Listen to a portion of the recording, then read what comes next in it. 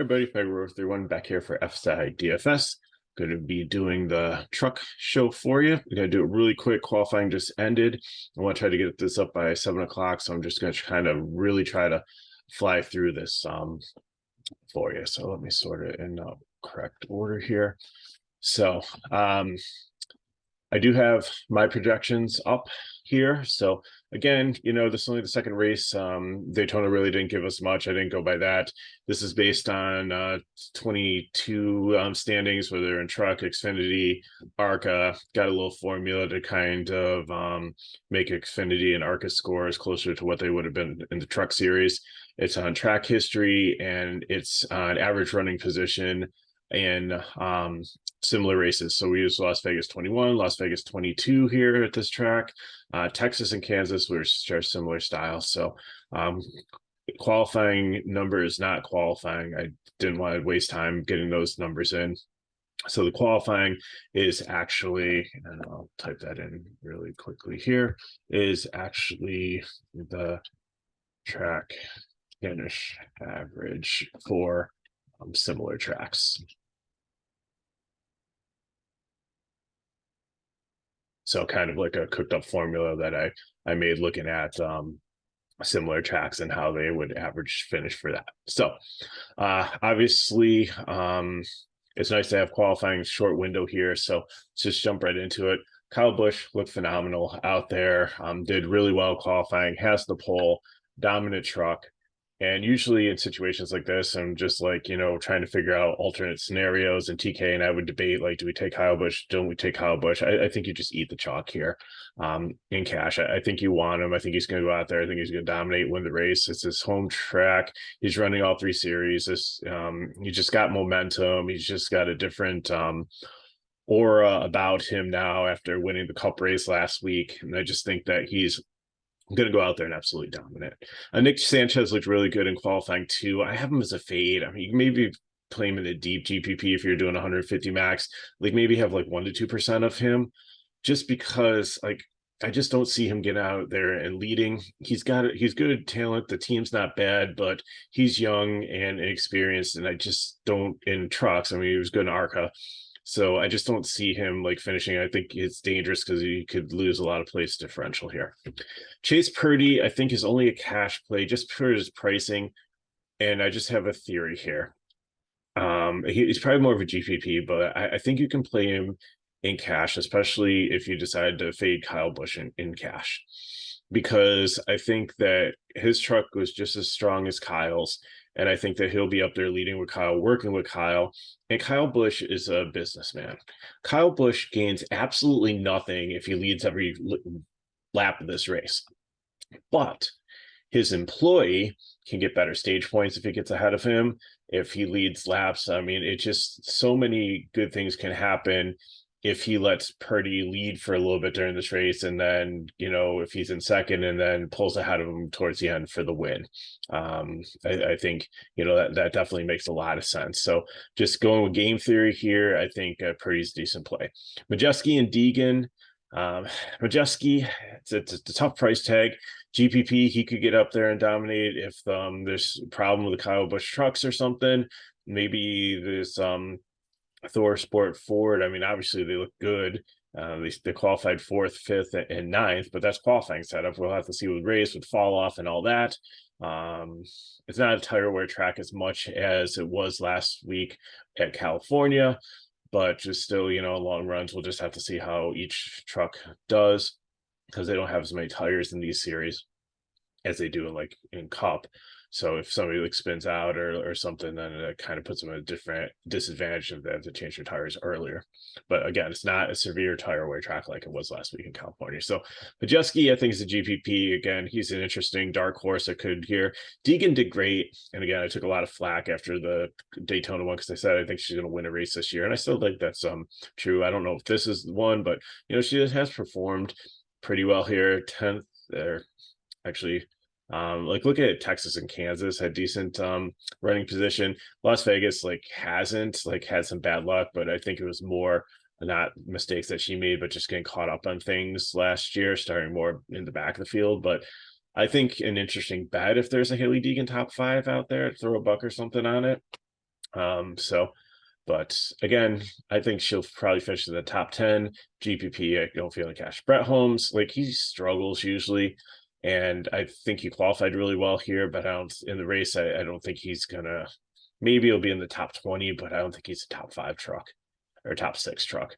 Zane Smith, definitely a strong play here. And if you're not playing Kyle Busch, I think I'd start my lineup with Zane Smith and Chase Purdy. I think, if you're not going Kyle Busch, put those two guys in and build from there. Carson Hocevar, I think that's another strong play here. He's a decent driver. 13th average running position here in 21. I think it was his rookie year last year, 10.5.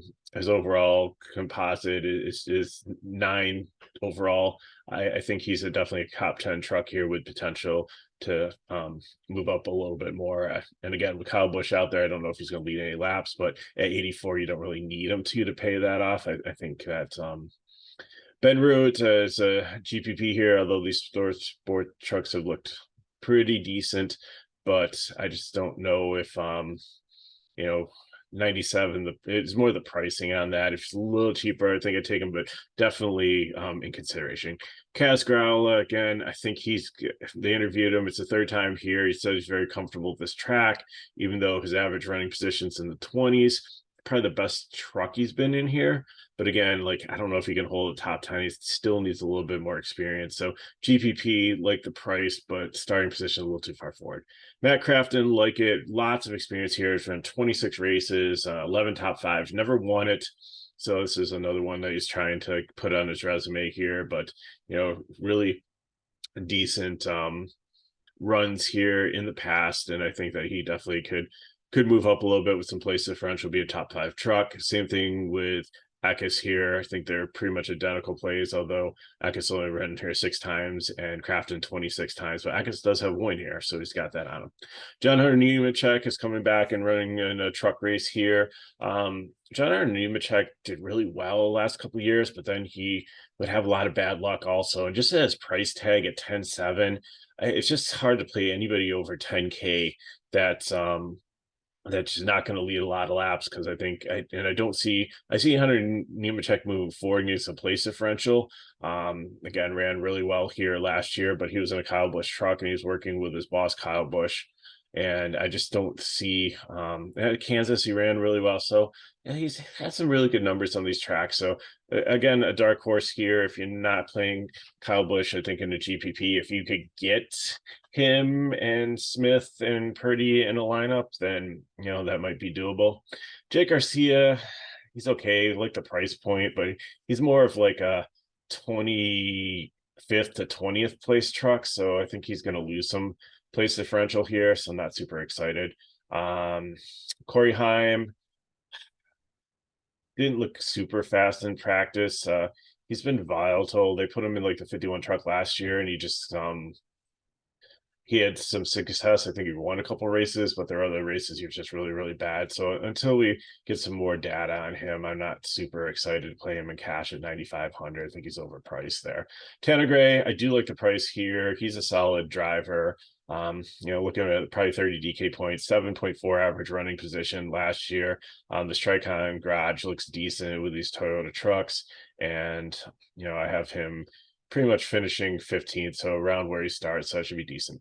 Grant Finger, if you can get him in your lineup, I really like his. I'd rather play 9,200 for him over the 95 for Heim or the 97 for Ben Rhodes, because he's got the place differential. He has one here. He's got 2 top 5s, 7 top 10s. Average finish is 12th. He's led laps here in the past, and GMS truck, I think, can definitely get up into the top 10 for some place differential there at 9,200. I have him scoring about 50 DK points, and I think that, that's he's got a decent floor here in his starting position. That's why he's on the cover here. That, and there wasn't a stock image of the Kurt Busch trucker, that probably would have gone there also. Where are we at here? So Tyler Ankrum, I don't mind this play too in the Hattori truck, 8,700 at GPP. I think, again, he's got a good shot at some place differential. It's been kind of average here, somewhere like the anywhere top 15. So he move up a little bit, and I think that he can move up a little bit more there. So Matt Benedetto, again, I think you can play him in cash. I like the starting position.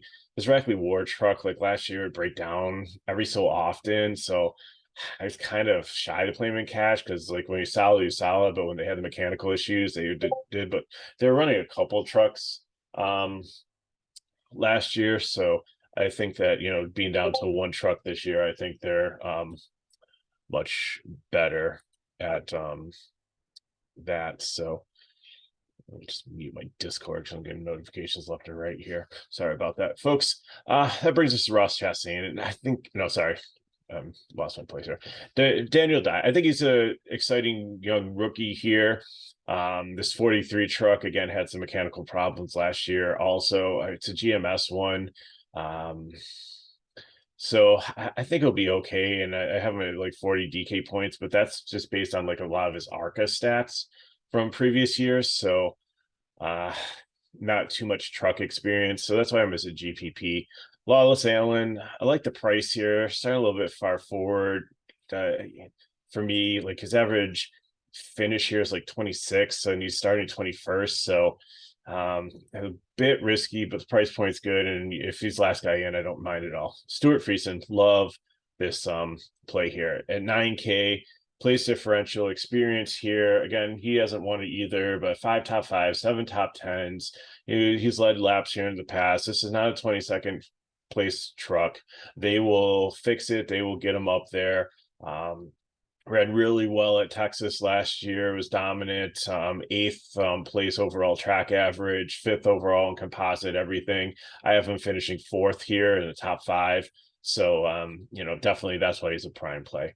Ross Chastain, Ross really disappointed in the Xfinity series. Like, didn't really do much in that race. Like, he was out there and leading in the Cup Series and did pretty well in that race before he ran into a little bit of trouble.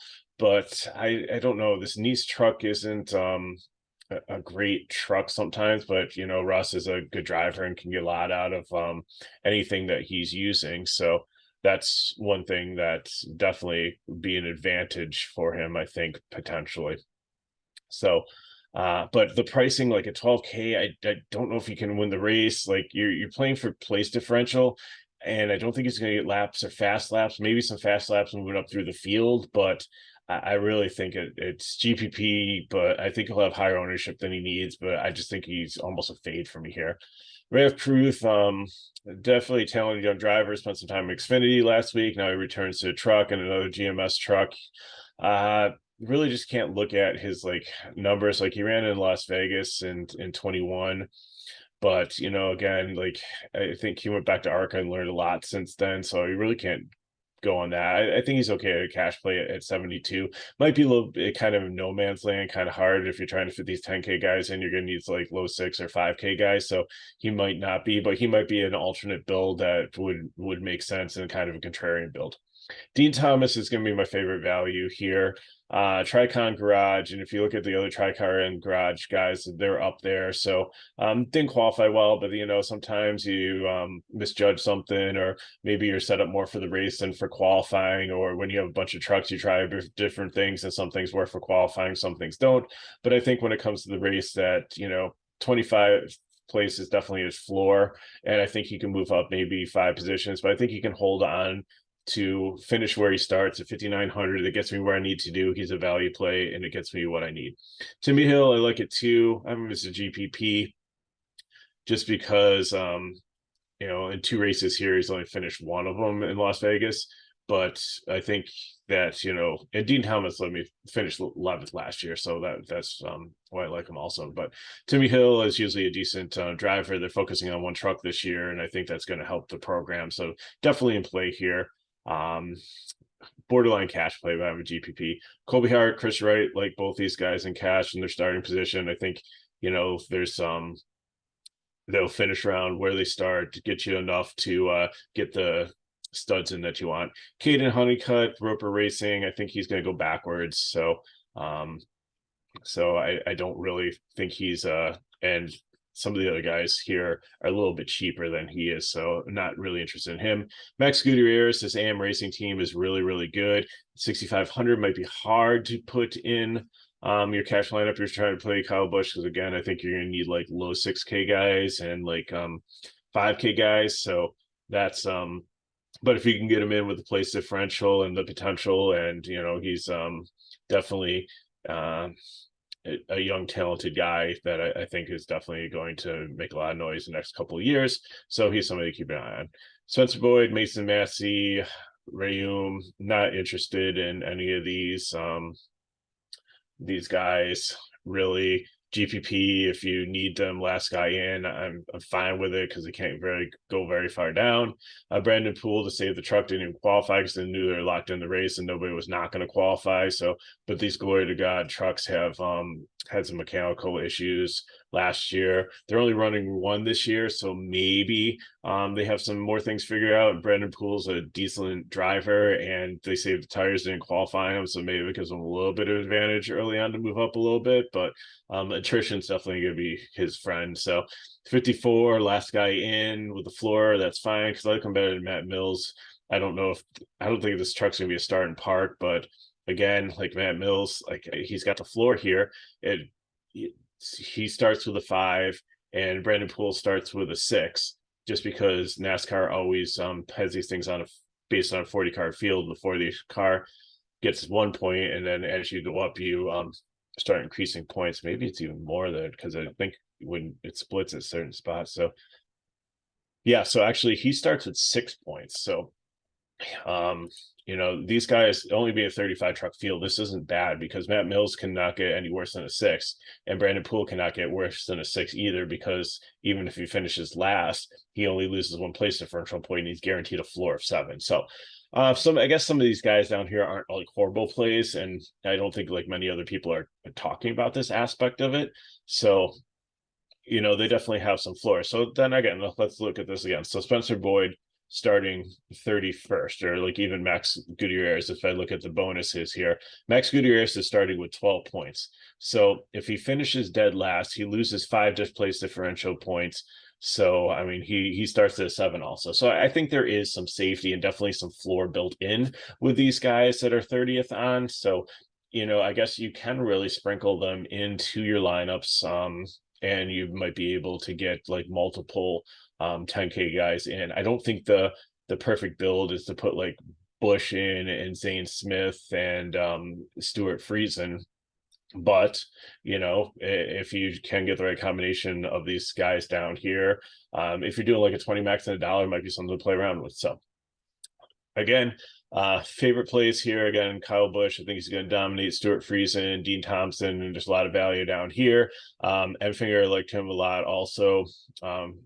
Here in GPPs, I think I'm going to go Purdy and Zane Smith, and then I'm looking at people like Crafton and Ankrum to throw in there, and then taking some cheap value code guys down here. Like I said, Max Gutierrez is probably my favorite guy that's starting the furthest on back if you can get his price tag in. So I'm Mega Ruler 31. If you want more information on FSI DFS, you can check out the information below. You can get a Discord, you can get my cores and all the information, because I was off today, so I was able to watch qualifying, get everything broken down and ready. But there's often times where there's only a couple hour window between the end of qualifying and the race, and I can't get a video out, but I'm able to get the sheet together, and I just throw in our Discord, and all the information's there to help you build your lineup. So you can hit me up at Mega31, leave some comments below, and thank you for watching. We had an incredible weekend last time with Xfinity and Cup viewership. We were over like 1,400 views between the two videos, so thank you so much. I really appreciate it. And if you appreciate what we do here at FSI, or what I do, like to try to help you guys out for free, the best thing you guys can do to help me would be to like this video, share it with your friends, subscribe to our channel. I want to try to get up to 5,000 subs this year. We just passed 4,000, and we're rapidly climbing little by little. So it's great. So thank you so much for listening and helping out in that way. And if you haven't subscribed yet, then when our videos are going to come out. So you'll get the notification, the videos there, because you're subscribed to our channel, and you'll be able to watch and get your lineups in. So thank you for watching. I should have an Xfinity video and a Cup video for you also. And looking forward to a good weekend in Vegas for racing. And I think this is when the true DFS season really starts to begin here. So good luck in your contests. You know how to get a hold of me. Thanks again for watching, and I'll see you next time.